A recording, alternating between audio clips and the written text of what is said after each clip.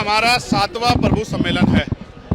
सहारनपुर से शुरू हुए हैं और 18वां सम्मेलन खत्म हो गए, तब हमारे मंडल स्तरीय सम्मेलन खत्म होंगे।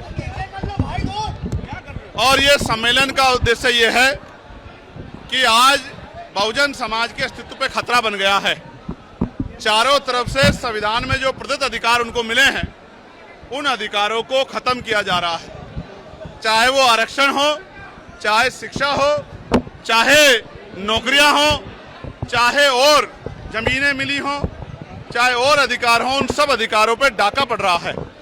चाहे बिजली के निजीकरण का मामला हो या शिक्षा मित्रों का मामला हो, उनके समायोजन का, चाहे 69,000 शिक्षक भर्ती का मामला हो, तमाम तरह से कमजोर वर्गों के खिलाफ अन्याय किया जा रहा है। मुसलमानों पे बुलडोजर चल रहे हैं, उनके घरों को जमींदोज किया जा रहा है, उन पे गोलियां चल रही है, दलित पिछड़े वर्ग के लोगों को मार मार के लटकाया जा रहा है, उनकी बच्चों की अस्मतों पे भी हमला हो रहा है। कानून व्यवस्था खत्म हो चुकी है। ऐसे में अस्तित्व बचाओ, समाज में भाईचारा बनाओ, कमजोर वर्गों को जोड़ो और जोड़ के प्रभु जन सम्मेलन के जरिए भविष्य की तैयारी करो। जो 15 साल का सूखा है उसको खत्म करो, राजकाज लाओ और लोगों की समस्या दूर करो। जातिगत जनगणना होनी चाहिए, उसके साथ साथ उसके आखिरी आंकड़े भी जारी होने चाहिए।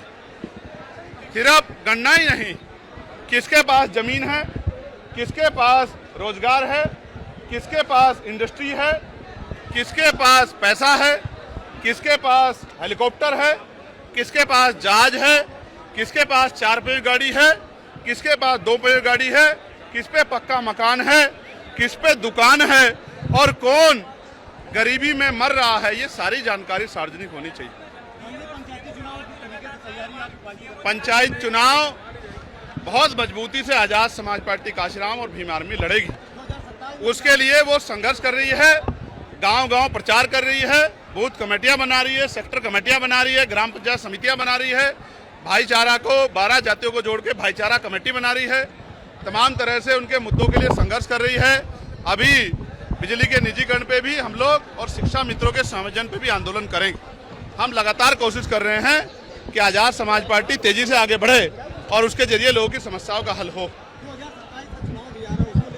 2027 के चुनाव से पहले जो गुंडा राज उत्तर प्रदेश में चल रहा है उसको खत्म करना होगा।